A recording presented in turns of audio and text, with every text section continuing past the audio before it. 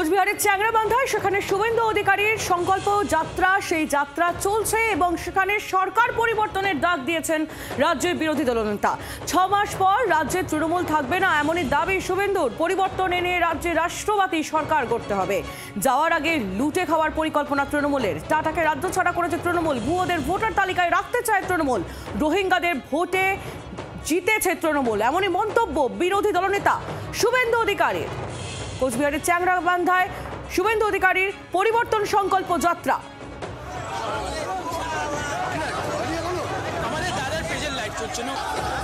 কেন পরিবর্তন দরকার?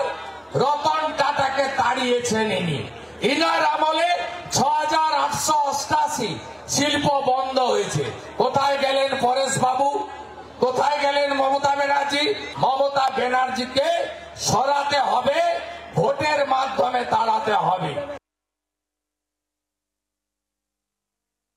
এরা বাধা দিচ্ছে কেন? বাধা এই জন্য দিচ্ছে, মমতা ব্যানার্জি ঠিক ভোটে মুখ্যমন্ত্রী, মমতা ব্যানার্জি লুটের ভোটে মুখ্যমন্ত্রী, মমতা ব্যানার্জি বাংলাদেশ থেকে আসা মুসলিম অনুপ্রবেশকারী রোহিঙ্গাদের ভোটে মুখ্যমন্ত্রী। তাই মমতা ব্যানার্জি বাংলাদেশি মুসলিম অনুপ্রবেশকারী রোহিঙ্গাদের রাখতে চায়। তাই এই সরকারকে তাড়ানোর শপথ নিতে হবে।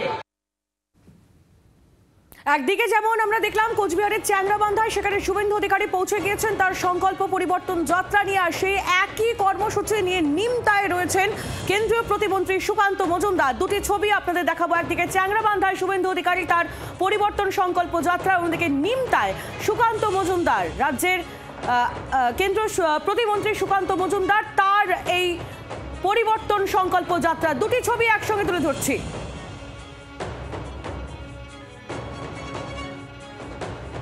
চ্যাংরাবান্ধায় একদিকে যেমন দেখলাম রাজ্যের বিরোধী দলনেতা, তিনি পথে নেমেছেন, অন্যদিকে নিমতায় কেন্দ্রীয় প্রতিমন্ত্রী সুকান্ত মজুমদার, তিনি পথে নেমেছেন পরিবর্তন সংকল্প যাত্রা নিয়ে রাজপথে। দুই বঙ্গ বিজেপির হেভিওয়েট।